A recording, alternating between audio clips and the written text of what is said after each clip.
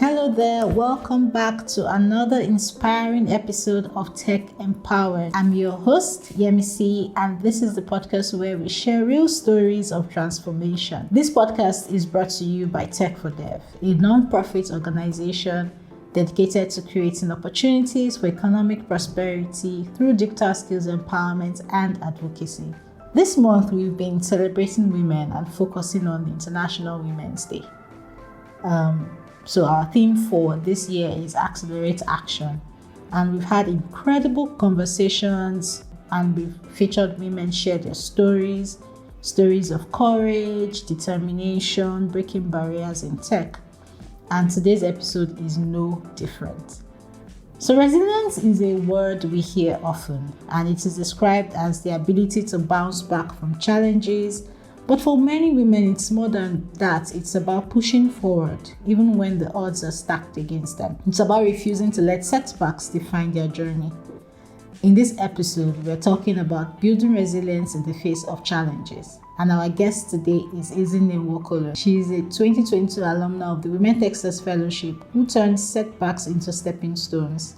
Her journey is one of persistence and resilience. She faced multiple rejections while trying to get into the university. She discovered tech, and that changed everything. She started with product management during the fellowship, and now she's building a career as a product designer. But let's not give too much away. Let's hear from her. So you'll get to meet Ezinne shortly. So settle in, grab your favorite drink, and let's get into it. Hello, Ezinne. Thank you so much for joining us. Hi, Yemisi. Thank you. Honored. Thank you for the opportunity. I'm so happy to be here. Awesome. We are happy to have you here. So let's start. For people who don't know you, right? So let's start with an introduction. So tell us about yourself, your background, what you do. Okay, thank you. So my name is Ezinne Nwokolo. I am a digital product designer and I have over 4 years experience in the tech industry generally. And within this period, I've had the opportunity to work across product management, software development, and product design. Wow. Right? And generally, I am passionate about building user-centric digital experiences that helps life. That is my goal. That is what I try to achieve at every point in my career. For every project I embark on, for every product I manage, for every single design I work on, I try to make sure that I'm building scalable solutions. And then I am also a lover of community building. I've had opportunities in the past where I led tech communities, and outside design, outside tech, I am a people's person. Like people always tell me, I love organization, events, organization, putting things together is just something that comes naturally. And yeah, that's it about. Thank you. Awesome. Thank you so much for that brief introduction. Okay, so you've been through some tough moments, especially, those university rejections, and that must have really been frustrating. So looking back now, how did you deal with it and what kept you going? Okay, honestly, those moments, I doubted myself countlessly. At some point, I felt like I was not good enough. And, imagine finishing from secondary school, top of the class, and then most of your classmates are getting admission. And everybody's looking at you like, are you not supposed to, what are you still doing? What's keeping you back? I had all those questions from classmates, teachers, friends, even family members, right? And why are you not in school? What happened? What's going on? So I felt bad. I don't think I have the right word to even explain how much toll it took on my being, on my confidence, on my skills generally, right? Yeah. But then one thing I did, I didn't allow it to define me. I'm not going to lie. I felt bad. As a teenager, I felt really bad. But then one thing I knew was that, okay, I had this. I just believed in myself. totally. I said to myself, okay, this is not working out for me now. Maybe it's not just time for me to get into school. So I am not going to sit back. It was a decision. I am not going to sit back and let university, school, and all of that keep me in one place in life. I have to move forward. So I made that decision to move forward in life. School or no school. I said, okay, JAM didn't work out this year, right? Okay, next year we go again. But I'm not going to just sit down and wait for school to come meet me. I'm going to move on. And then I moved on. I did a few other jobs outside tech. Like, there were times I worked as sales representative for businesses.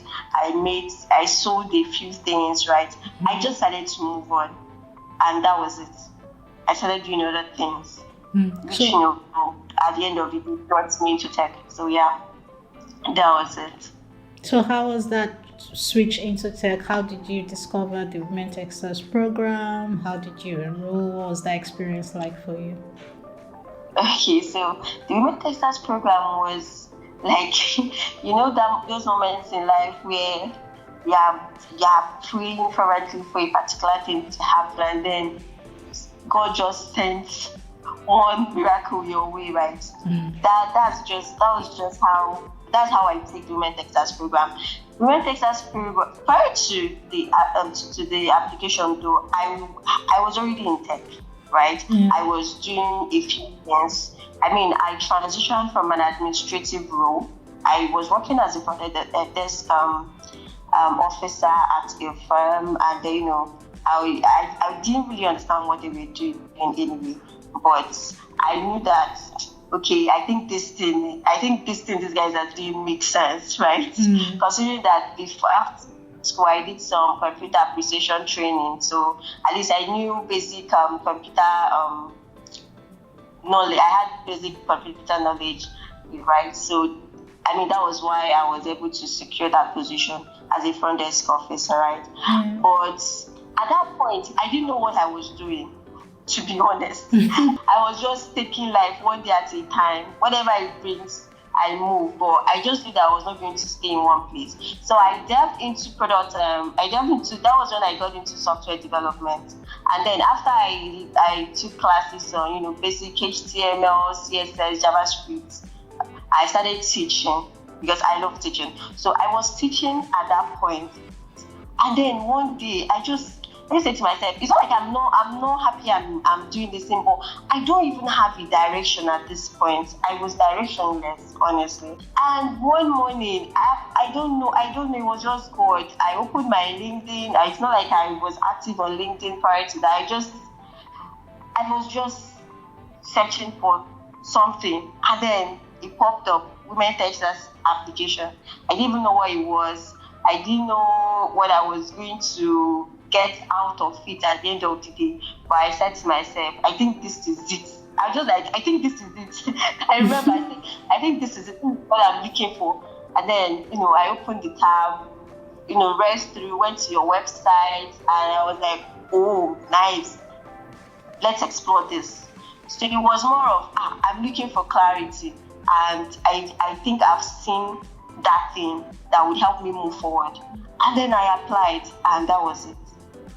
Right? So I was not even sure of what I was going to do next in my career at that point. To be honest, there was a time I went to look for a job at a restaurant to, help in the kitchen. I really did not mind leaving what I was doing there, because I was so confused at some point. I really was. But then immediately I saw that flyer on LinkedIn. I just knew it was it for me, and I was going to do everything possible to get into it, right? So I made the application, took the exams that came afterwards. It wasn't easy. You guys really tested us. Yes, put me through a lot. But yes. But it was worth it, right? It was. It was. And when I got into fellowship, I felt in my mind, I just knew I was made, right? Because I was finally doing something like I was finally doing something. That was it. Before the application, and I was depressed. In fact, I was depressed. Let's just keep that. But then I got into the fellowship, the lessons. They were it was like live classes, and then we even had check-ins. Can you imagine? I was like, how did I get here? This is exactly what I want. I need at this point, and that was it. So yeah. It was a miracle. Yeah. That's thank you for sharing that. That's just like great insight into how that journey went for you. And so many people struggle with self-doubt, right? When things don't go as planned. And so how do you think people, and women especially, can stay focused on their long-term goals and keep moving forward? Self-doubt is how do I put it? Like I tell people, it's okay for you to doubt yourself, right? I'm not going to say don't even know. That feeling is very okay. But the most important thing is understanding that feeling this way right now is part of the journey. It's very okay. Have that acceptance. Allow yourself to feel that way. It's even healthy for you, right? But then the next step is now knowing that, okay, I am feeling this way now, but I am not allowed to feel this way for a very long time, else I'll be doing more harm to myself. Yeah. Do you get? It's okay, just like when they would tell you, it's okay to take breaks. Take some steps back, realign, go out. It's fine. Doubt yourself. You are not perfect. We are not God. Do you get? So it's natural for you to have situations that will make you think that, I don't think I am doing well enough. I don't think I should. It's healthy. It's okay. But making sure and understanding that you are also not allowed to feel that way for a very long time is key. Right? And as women, because of all the gender inequality thing that is everywhere, men are doing that, women are not supposed to do that. It's natural. Sometimes you feel, I'm not good enough, especially in tech. So it's very natural, but we as women, we should know that we are powerful. Like, we are too powerful. Tech, outside tech, outside whatever it is that society throws at us. Naturally, God made us that way. Because why is it that we are the ones bringing life? Why didn't God give men that ability? So even if you are not in tech, just know that you are a powerful being naturally. That one is follow come. Get. So bringing it out to tech, building career in tech or any aspect of life, it's very important to know that, okay, I'm doubting myself now, but I'm not allowed to do that for a very long time. What do I do next? I don't like this situation right now. So how do I get out of this situation? Think of the next step. I need to probably take a course. I need to probably look for a free boot camp. Maybe I am not financially stable now. I need a free boot camp. Do it. Go on LinkedIn, go on Google, ChatGPT, ask people around. Okay, I think I am feeling this way because I don't have an accountability partner. I don't even know how to make sure I am doing the right thing at the right time. Join communities. There are a lot of them. I don't know if you get what I'm trying to say. Go that way, but after feeling that way, how do you make sure you don't feel that way next month? How do you make sure you don't feel that way in the next 2 years? Because you are not allowed to feel that way for a very long time, else you'll be a failure, right? So feel that way, fine, snap out of it and take actions to not feel that way again, right? So that's how I take it, and it's been working for me. Awesome, thank you. Yeah. I mean, what you said is so profound. Self-doubt will always come, right? But what you decide and what you do with that self-doubt is what actually matters and what counts. Learning something new, completely new, especially in tech, can sometimes feel overwhelming. So were there moments when you thought, maybe this is it for me? And how did you get through that? Okay, so the truth is, you don't only feel that way when you are learning something new. That is what most people do not know. Even when you think you have gotten a hang of it, there are still times where you feel like, maybe this isn't for me, right? So I'm just trying to say that, okay, whether you are learning, so it doesn't just come when you're learning something new, right? It can come at any point. So this is something you should have at the back of your mind. There's no easy route. It is not always going to be simple. It's not always going to be those fancy and happy stories that people post on social media.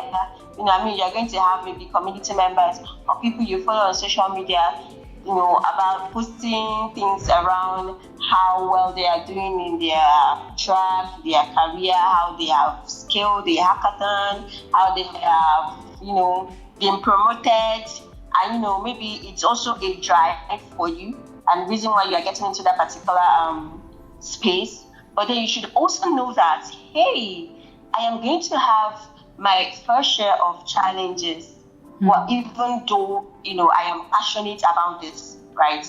Because that's how life is generally, naturally. You're going to have down times. You're going to have times when, everything is all good. So having that understanding, having that acceptance will help you very well in your journey.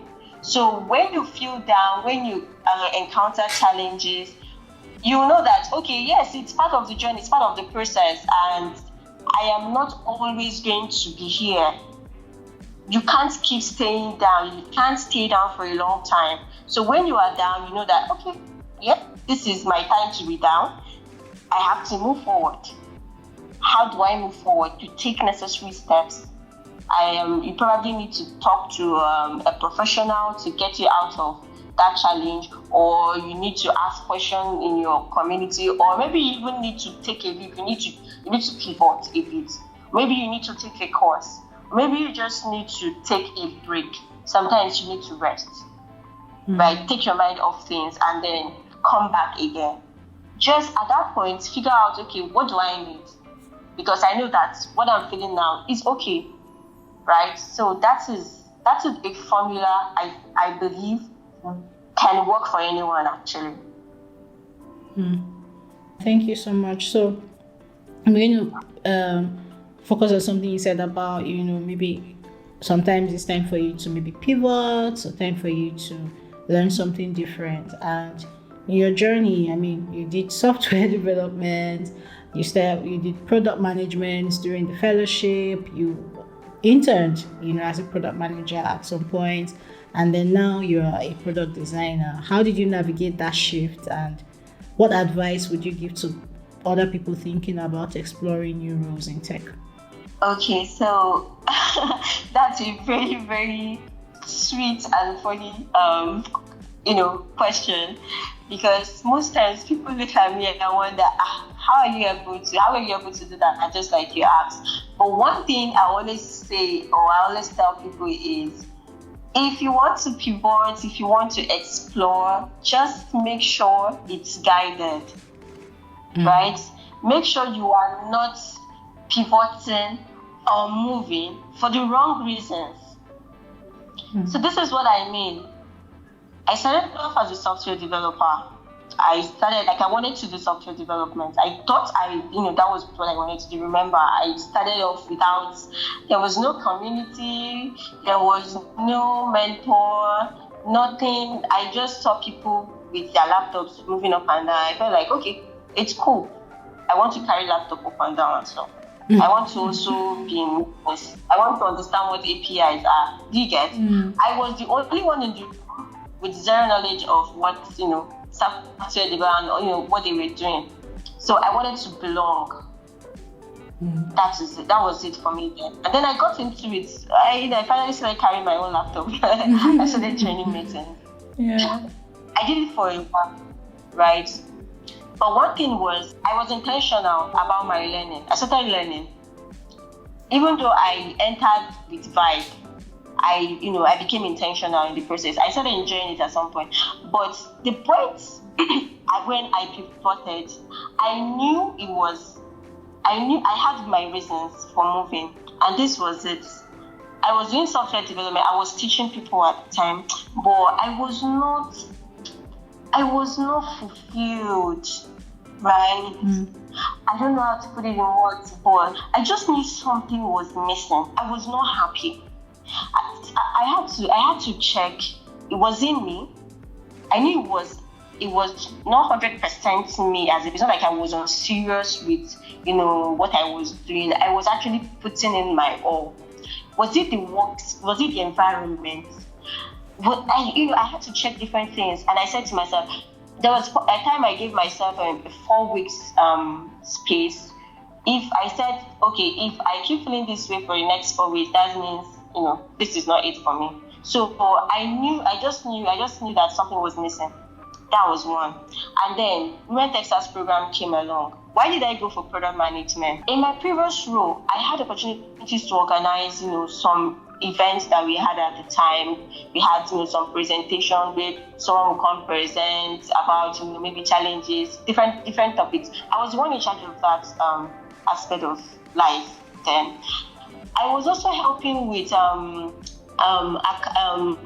administrative roles generally. So I was at the center of everything organization. So when I saw the Women Techsters promotional material on social media, I went for before I even went for product management, I had to ask questions. I had to do my own research. What is product management? Is this, because I didn't know what product management was really then, right? So after the research, I found out that, this is the role that allows me manage people, which is something, I enjoy. I don't want to just sit down in one place and then my boss is telling me, implement this feature, do this and do that. I have the opportunity to think, to innovate, manage people, and build as well. I don't know if you follow. Yeah, I do. And then I went for product management. I did my fellowship, finished successfully, got the internship, interned, did it well, finished successfully as well. And today I am a digital product designer. But did I leave product management? No. So while working as a product manager, I manage developers, designers, cross-functional teams, and I fell in love with design. So I now thought to myself, okay, while managing these people, what if I can also bring it to life to some extent?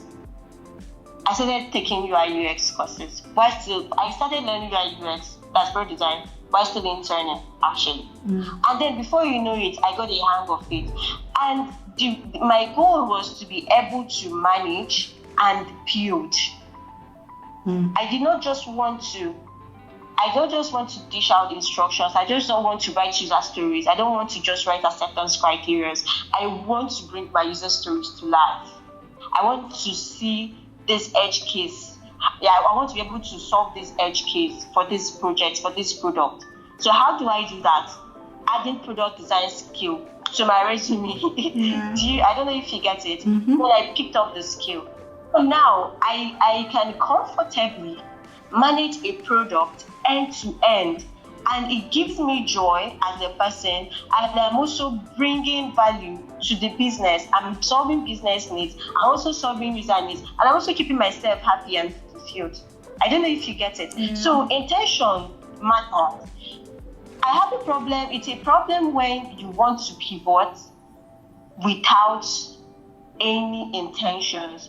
It should be guided. So you don't pivot from a particular space, track to another because I think this one is hard. Customer success is easier. Let me go and do some customer success. Product management is easier. They don't write code. I beg, this code is hard. No, that is when you get it all wrong. Sometimes you might vibe it and get it right. Different things work for different. Everybody has their own path. But I am very sure that if you do it for the wrong reasons, you will keep doing it. And you know what will happen? You will never settle. So it is very important that you understand, you have a reason for every single action you take. So if you are pivoting, let it be that you have done your research, you understand why you are making this move. In fact, speak to people about it, professionals about it. Do you get? It's possible that, okay, this, what you are doing now is not really aligned with maybe your plans, your goals, and it's fine to pivot. It's okay to explore. There is no one way fit all for everything. Do you get? There's no formula. But what I know is, if you are going to make any switch, you have to be intentional, so you don't get it wrong. Thank you so much for that. I mean, there are a lot of nuggets in what you've just said. Ensure that you're guided in whatever it is you're trying to do. If you're trying to make a change, what's your why? That's very important. And then being intentional in whatever it is, whatever decision you're trying to make. Don't make the decisions for the wrong reasons, right? There should be something, because it is that why that will keep you, even when you get into another field or another role, and then it seems like it's getting a bit challenging. When you remember why you decided to go on that journey in the first place, that also keeps you moving forward.